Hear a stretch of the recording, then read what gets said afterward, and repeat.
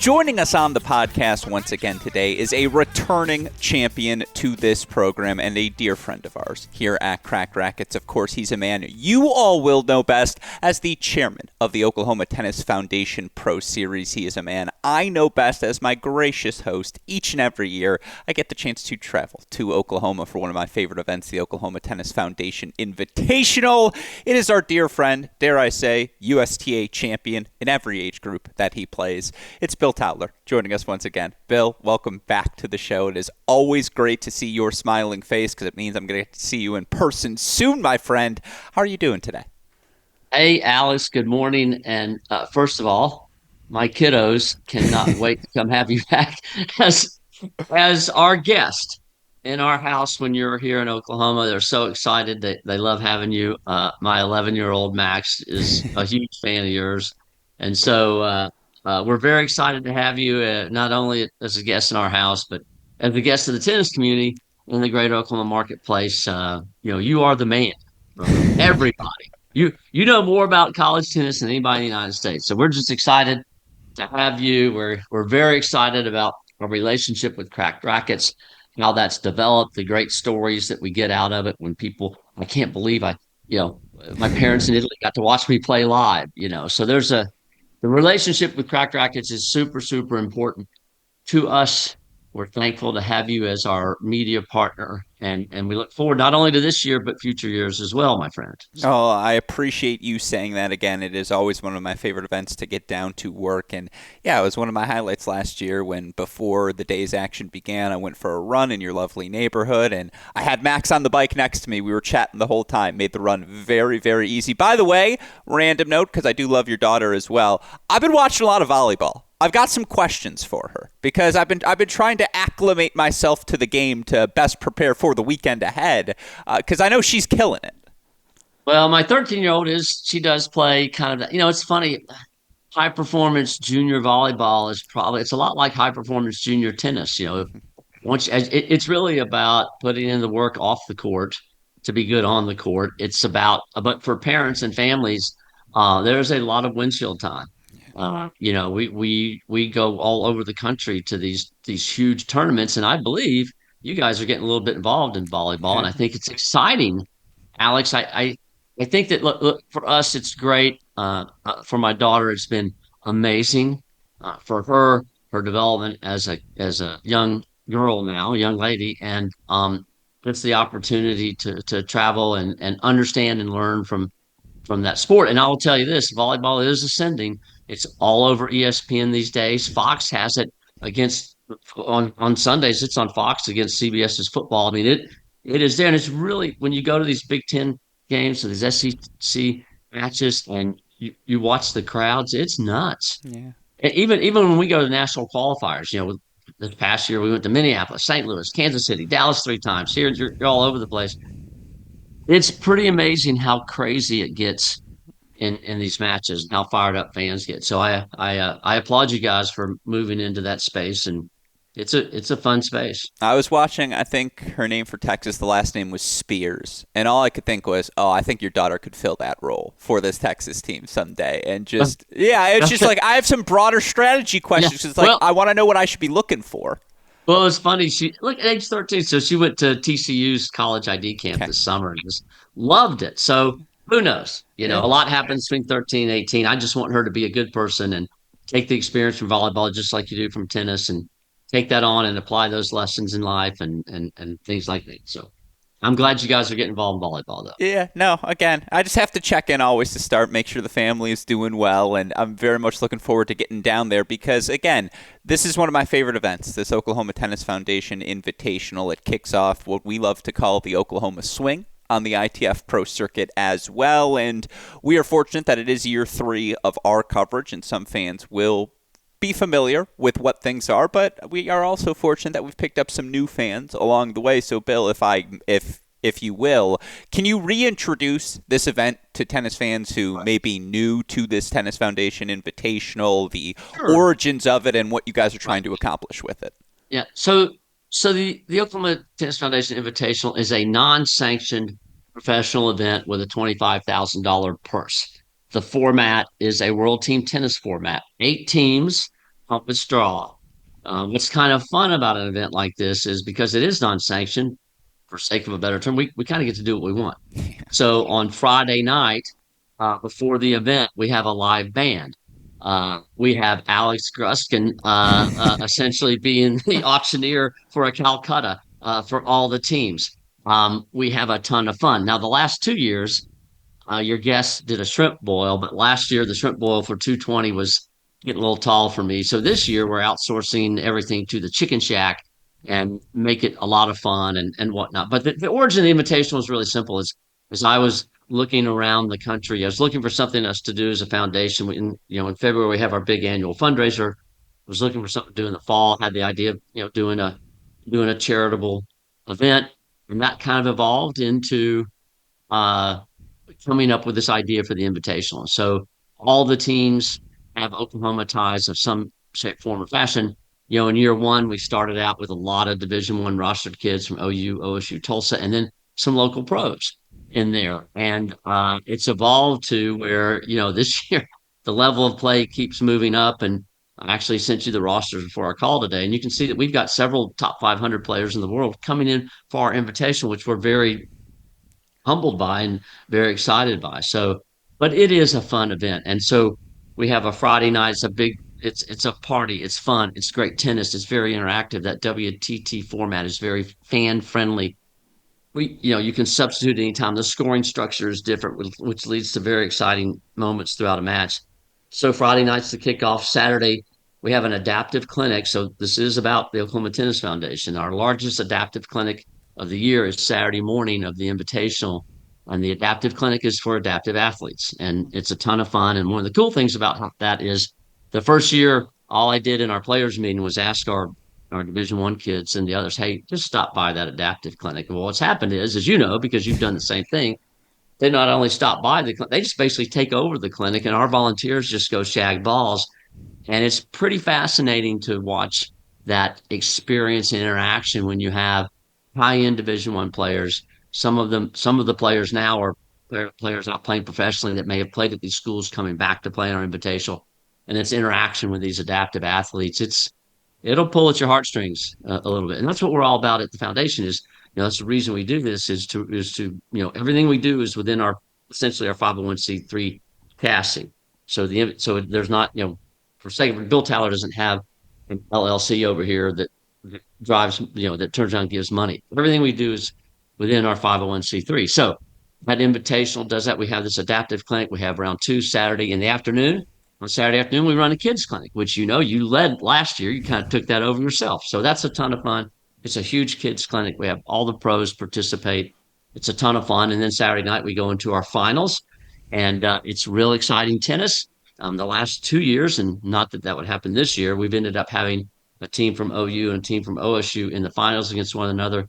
It gets fairly spirited in a good in a good fashion, as you might imagine. But the tennis is exceptional, and you would know more about that than I would. I know our fans love it. They love the Boomer Sooner, the Cowboy, the Cowgirl, and the Tulsa stuff, and all the things going on in this event make it fun. This year, um, it just seems like the level of play is stepping up a little bit. Very excited to announce that the Corley sisters, who played at OU, who've won two WTA 125s this summer, who played in the main draw at the Open. They are coming to play in our Invitational. It's super exciting.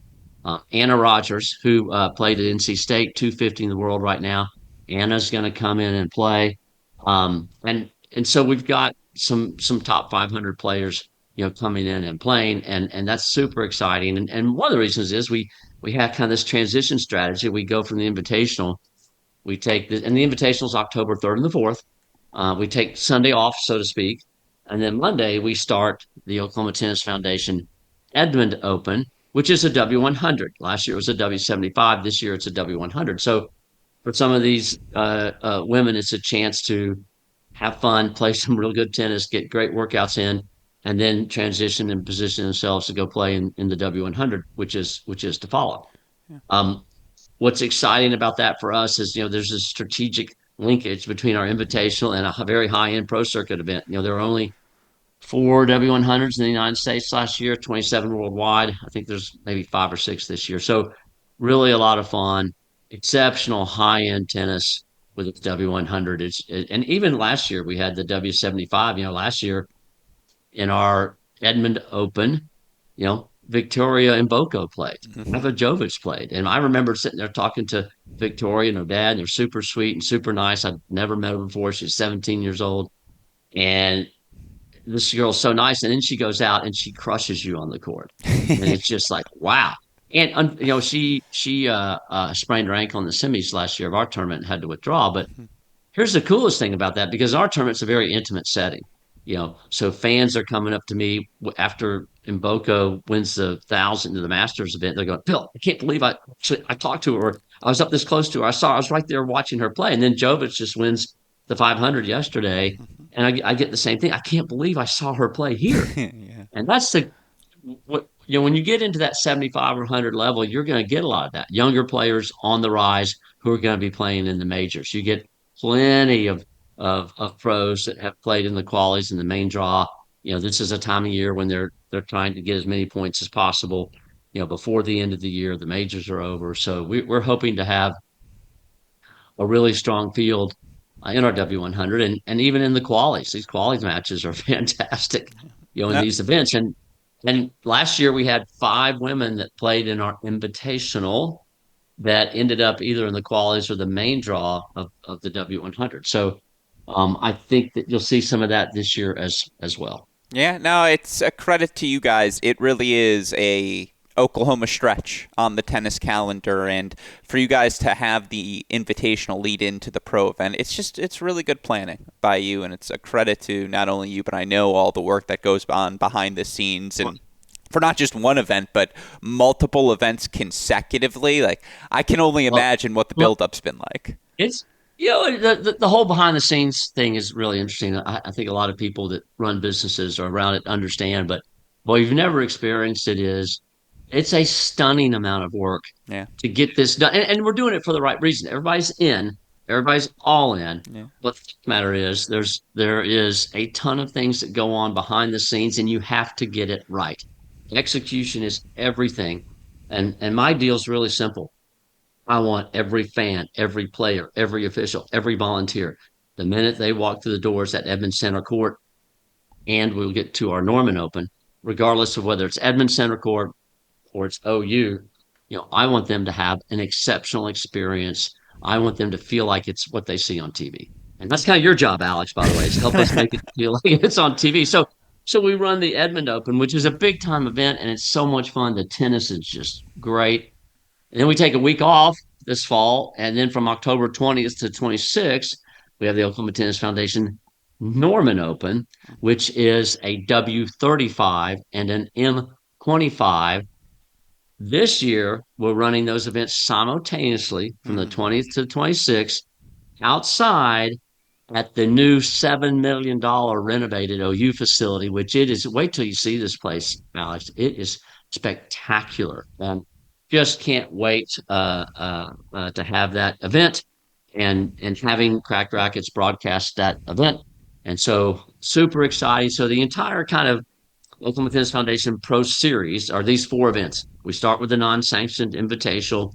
It is super fun. The tennis is great, and but it's just a great event, yeah, and it's incredibly engaging with hopefully our fans that are watching you around the world, our fans here, our sponsors, everything that it takes to put that event on. We transition from the Invitational into the W100 Edmond Open, and then we take a week off, and then we go into the Norman Open. But yeah, it's kind of the swing through here, and the idea, frankly, is to build all of this on a 501c3 chassis, uh, so that we can make that professional level of tennis attractive to players on the rise or players who are trying to come back from it. Whatever reason they're there, we want them to come here during that time of the year and play tennis and promote and help us promote tennis, which at the end of the day, that's what we're all about. We gave out $25,000 scholar. We'll give out $25,000 scholarships this year. We'd like to do more.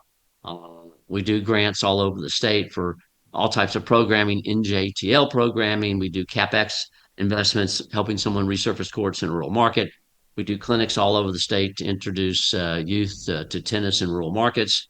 And so all those things that we do as a foundation, and our mission is to promote tennis. And so the idea of having this kind of professional tennis series within what we do, Alex, is kind of like this. It is an outreach event on steroids. That's really Yeah, what this is at really the end good of way the to. day.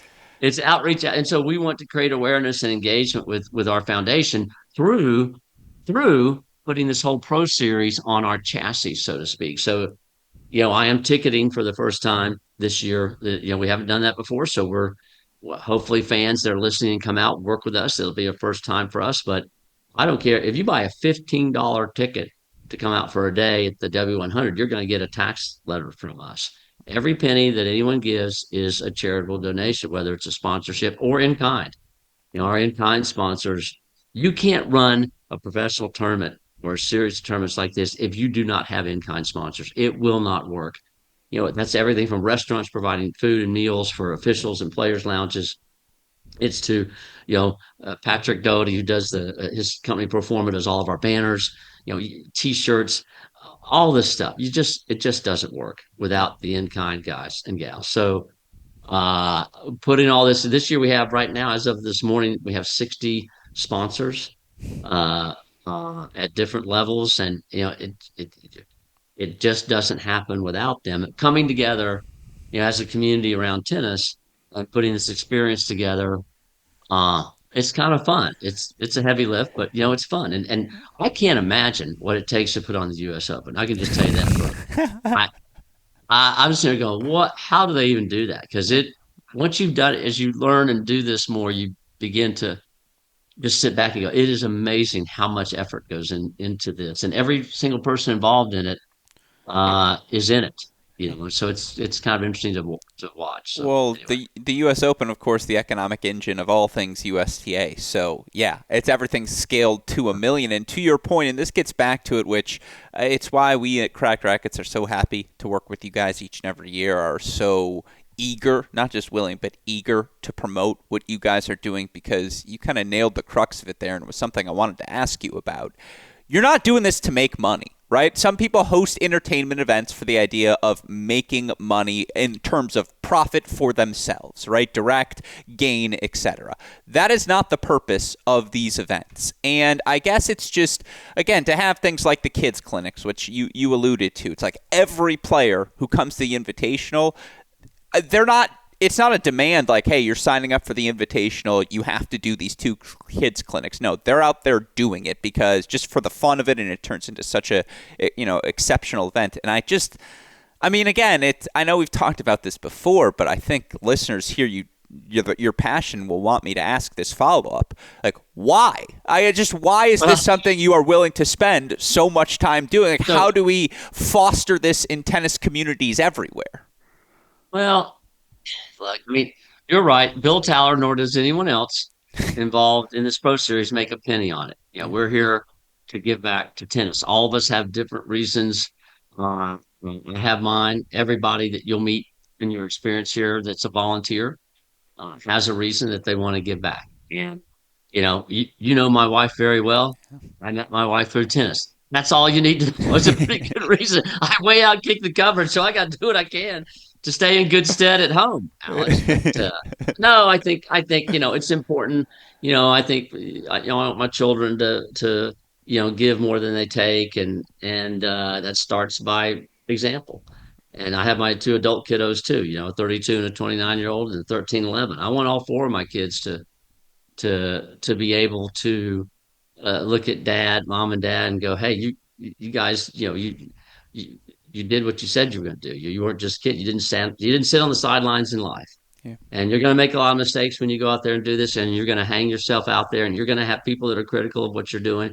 You're going to have people that go, well, why is he really doing this? Well, you just can't think about that. You just go out, do it, have fun, whatever it is that you can allow to give back, and give more than you take. And not to sound corny, I'm really not, but and I love tennis. I always laugh about my volunteer resume is dramatically more impressive than my competitive resume. But But I have my friend and I are captaining. We have a 4-5 40 and over team going to nationals this fall. So I love it. that part of tennis is cool though, Alex. The adult league product that we all engage in, it's awesome. And that's how you meet you and I've talked to this before. The tennis is an interesting game. The tennis, I love golf. Golf's a great game. A lot of times, golf, with all due, is about the social experience with the three guys or the three women or whatever that you're playing with. Tennis is a community experience, and the social fabric of tennis is built around this community experience. And I think a lot of that has to do in the adult world with the advancement programming format of the USTA Adult League product. And it's coming together, whether it's a men's league, a women's league, a mixed league, it doesn't matter, but that playing for that league, winning, advancing to a district championship, advancing to a sectional championship, advancing to a national championship, that brings you together in a way that's very unique. I mean, when you meet a tennis player and someone that's played league tennis or someone you have this kind of inherent trust in them. And I think that's really fascinating about tennis. And so, for my family, it's why we're involved in it. And I'm very, tennis doesn't owe me anything. So I owe tennis everything. And this is why it's not just my story. I think that's a story that's consistent around the United States is why do tennis is a very volunteer driven sport. And so it isn't just it's everywhere. And so I think those of us that are involved get involved because we want to give back and we're passionate about it. And it's a lot of fun. Are there days that are stressful? Oh yeah, sure. There's plenty, but at the end of the day, it's a great experience. It's a fun experience. You're developing relationships and friendships that my wife Alicia and I wouldn't have if it wasn't for tennis. Yeah, no, I love that. And yeah, again, that's why I fell in love with this sport as well. It's just like it shows you who you are because it's just you out there and you sink or swim all on your own. And, again, one of the things I admire so much about you, and it reminds me of my own parents, where it's just you are someone who does. Like there are a lot of my older brother used to always say that he's got a couple great quotes of late. One of them, which is one of my favorite, goes, "Alex, there are two types of people in this world: competitors and losers. Who do you want to be?" And I was like, "What are you talking about, Eric?" But another one of his is there are two types of people. There are talkers and there are doers. And you're a doer. Like you are just someone who says, "I want to do this, so I'm going to find a way to do this." And the reason I bring that up, and again, I think it's a very admirable quality. What advice would you give to someone listening to this in their community who is fortunate enough to say, okay, I am in a position where I could give back? And maybe it's not full invitational into 3 pro events right away, but a first step in a process to something like this. What advice might you give to those who aspire to do something similar in their tennis communities? Well, first of all, anybody can call me anytime, and I can give them some of my experience and talk about all the mistakes I made to help them not do that. But I think you're right. I mean, at the end of the day, it's about stepping off the cliff and taking a dive. And look, you're going to make mistakes, you're going to make errors, and you're going to have people that may not be happy with you. But man, you got to, or and you may get knocked down. But if you get knocked down, you get right back up and keep swinging. I know that sounds corny, but that's really the deal, and you'll figure out a way. And there are some really good models out there to go look at. But at the end of the day, the best thing to do is get started. It's not about it isn't. Well, I don't have enough money. That's just what they say about excuses, Alex. Right? Exactly. Here's what they say. One excuse is as good as another. Yeah. So don't make just go do it and figure it out. And along the way, you become kind of this thing has evolved into something I never pictured it when I started it. And so you just get started and go, and it evolves to where it evolves. And the next thing you know, people start coming in and how can I help? And this is really cool. And the next thing you know, you're just trying to stay out of the way of all these people doing great things, which is where I find myself today, Alex, is, you know, just letting people take over. And it's wonderful. It's very similar to being an entrepreneur and starting your own business. Matter of fact, it's exactly like it is. Yeah. Is as your business matures, you have the ability to understand when to get out of the way. And that's really what's happening here. We have a committee of 14 very very committed, intense individuals now that are on our Pro Series committee. And it is basically evolved to a year-round deal, and I hope it stays that way. But what's wonderful about that is that we have people coming in now that are doing things I never even thought about doing. And so that's when a group takes your idea and takes what you're doing and takes it next level because they want to, that's when it gets interesting. And so I think that's where we are. We still have a lot to learn. We still have a lot things to do, but it's a great process to be engaged and involved in and to be a part of. So Where, I guess, was it for, because you mentioned this facility earlier, Edmond Center Court, which is a gem. And if you haven't been there, you should. And part of the cool part, you mentioned all the clinics we were able to do. You also had USTA tournaments going on during the Invitational weekend last year. You've got 2 high school teams who practice out of that facility as well. It's just, it is a nexus of every aspect, every angle of the tennis community comes together there. Like, was that the first piece? Is that where you found the now 13 other board members who you work with? well, Like, I guess that's the sort of thing I'm looking for. Is where do you well, find those people who you're like, I think that way too. Let's do something. well, well, thank you. I mean, first, let me say this about Evans Center Court, and I'll be the first to tell you, I'm somewhat prejudiced, but I would tell you that other than the National Tennis Center, uh, uh, I believe Evans Center Court's the nicest municipal facility in the United States, and having that asset obviously helped facilitate all this. And having David and Lisa Minahan 1,000,000% behind this as tournament directors, and then having Donna Johnson down at OU behind this as tournament directors. Without them, none of this happens. But Evans Center Court, I mean, it's a pretty amazing municipal facility. It's 31,000 square foot clubhouse. Every local high school has their own locker room. All the high school coaches have their own offices. We have boardroom facilities. We have an amazing gym upstairs that Emily Pomeroy owns, and she does training up there for all types of athletes. Sidebar, the Towler family donates to the Pomeroy gym 4 times a week. You know, my daughter trains there twice a week, and my wife trains there twice a week. So, but having the facility and the commitment of the men hands. A matter of fact, they are resurfacing our 4 primary courts of play for the Invitational and for the W100 as we speak. And so they are making sure that this facility is ready to provide the best experience possible from the perspective of a facility to engage and be involved in. But yeah, I mean, obviously having Everett Center Court made a huge difference.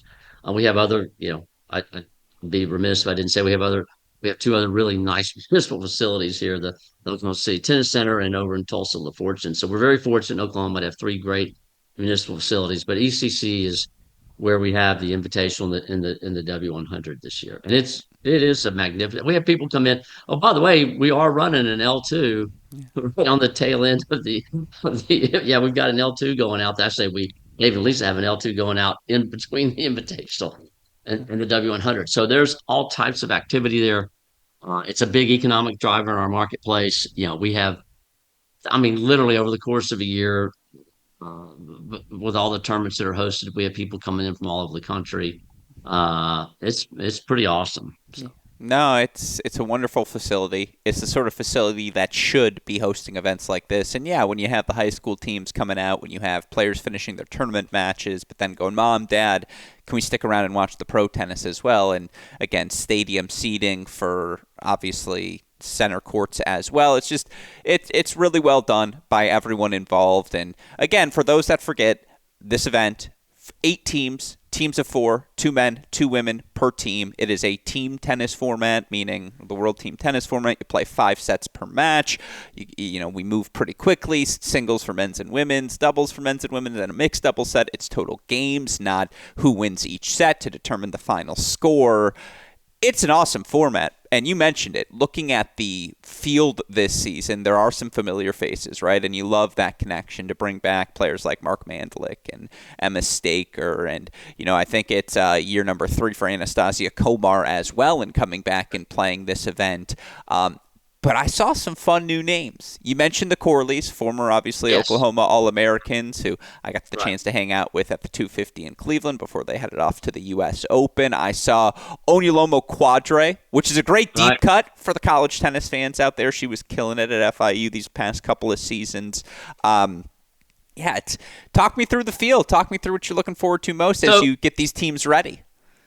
Mark Mandlik was fortunate enough to have Alex Martinez play with Defending him the last champ, couple of Mark years. Mandlik. Oh yeah, and this guy he wants to go after three in a row. So Alex is over in Europe playing, and that's great. So Alan Magadan's coming in, who by the way Can is a play. stud. Yeah. So Mark has no problem replenishing with studs on his lineup, and then Julia. I mean, she's number one at OU, great player. Ellie Mandlik, who we all love here, is playing in the Rancho Santa Fe event beforehand, and we just don't know what her situation is going to be. So Anna Rogers, who's a very, very kind, very nice professional, she's coming in to play in Ellie's stead. So that team's. I told Mark, you better be playing, brother, because these other folks are going to come after you. And then you mentioned Nas, and so Tyler Zink, who I think is a wonderful, wonderful young man, and he's up to around 300 in the world. And the reality is, he told me to Bill, this is my favorite event to play in all year, but he's out there, chasing points, so he can't make it this year. So Nas is stepping up and captaining in his stead, and she's got a pretty decent squad as well. With kind of my country club team, which I really love, Ashley Watling, former All-American, University of Tulsa, Mike Knott, who was played number one at Arkansas for 3 years, ATP points. They're both, Ashley's the director of tennis at Southern Hills, which is premier club over Tulsa. Mike is the director of tennis at Oklahoma City Golf and Country Club. We have Marty Zerillo, who played at Oklahoma State, who actually is a pro at Edmond Center Court. But we're adding to that team Edmond's own Zoe Hammond. Mm. Zoe had a fantastic year this year. She had three wins against top 25 players in Division One. She plays number one for Kentucky. So we're really excited to have Zoe come play. She will draw a lot of fans. We not only have the Corley sisters playing this year, but we have the Epps sisters. Gracie Mm. Epps, who plays at Oklahoma State. Her Had an sister. awesome year, by the way. Finally healthy. Was so happy to see Oh, it. Gracie Healthy is look She can out. play. She's got ball game, and Zoe, her younger set a Division One record this year for singles wins, and so they're coming in and they're bringing in Ian Brax, who played 2 years ago, could not play last year. He's coming back, and then Thomas Gadecki, who knows a little bit about professional tennis through his sister.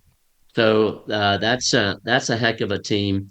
Now the Corleys have Nathan Hahn, who is an absolute fan favorite. Nathan his family is such a great family. Nathan is a quality young man. He'll be going to medical school this fall, but he's been playing tennis. I saw him the other day. He's playing tennis all summer to get ready for this, and I so love it. he's an entertainer. And Max Stewart's on that team as well, who's an assistant at Oklahoma State. Bruno Naveen, who's an entertainer that looks like a linebacker, as you know, and plays like a linebacker. But he's so excited to captain a squad, and that team is pretty darn competitive. Emma Staker, Emma is another player from Oklahoma. Played at OU, set a record for singles wins at OU over a career. Her and Ava and Asahi and Luis really good. So look, these teams are good. Yeah. There's not a and even our Tulsa team, Martina Okolova, who's like 420, 430 in the Good. world. Yeah.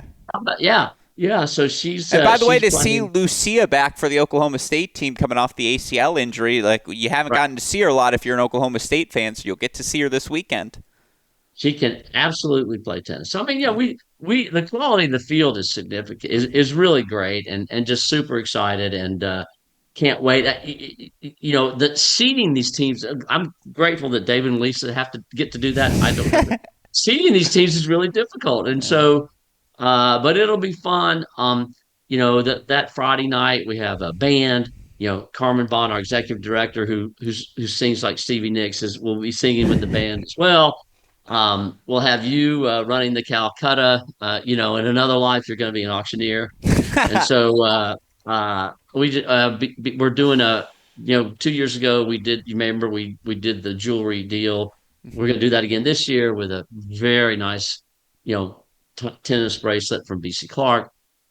So we're going to have all types of fun kicking it off, and the tennis will be fun. And then that evening at the finals, you're going to do the award ceremony. I'm staying out of the way. You're going to do all that and recognize it. But we're going to have a ton of fun, and I'll say all for a good cause. And then the clinics that we do during the day Saturday are super fun, and actually, even on what we're doing this didn't do this last year on Sunday.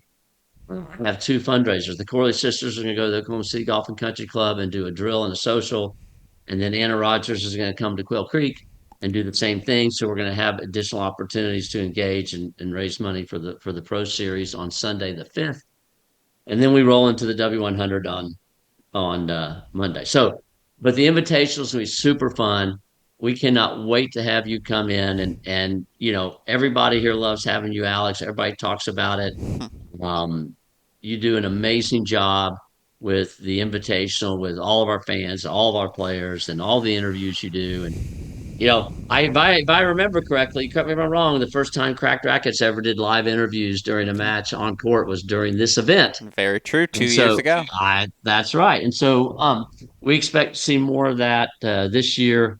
We can't wait to see you. And by the way, as soon as you know your flight plans, we let's like pick you up at the airport on Friday. And by the way, bring if you don't bring your sticks, let us know what you play, because last year you came in and you got to play. So you're playing this year. And this year, I don't have to do the shrimp boil, so we will get to play together this year. So That's all I can ask for. No, I will be ready. I've started getting into game shape myself, just in case. Thus the clean shave here this morning. Yeah, I cannot wait. And as you mentioned, it's not just the Invitational. It's the 100K the very next week where, to your point, Mboko, Vidmanova, Stoyana, Jovic, all these names filtering through. You'll get even more this year with the 100K. Of course, after that, again, the simultaneous pro action in Norman. It's just cool to have the men and women competing at the pro level together. And certainly, again, you're going to see plenty of faces from the college scene that you will be familiar with. You have something you're looking forward to most as the daunting next month stretch begins for you. Any final thoughts as you prepare for, again, the Oklahoma swing here coming up?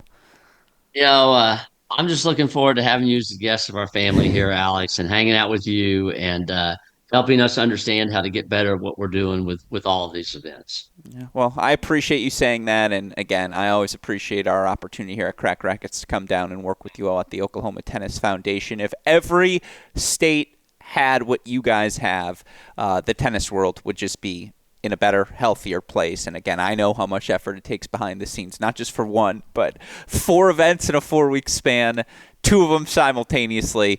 You guys are doing the tennis gods' work for them. So, Bill Towler, it is always a pleasure to have you on the show, my friend. I appreciate you having me out again this year, and really looking forward to the Oklahoma Tennis Foundation swing beginning.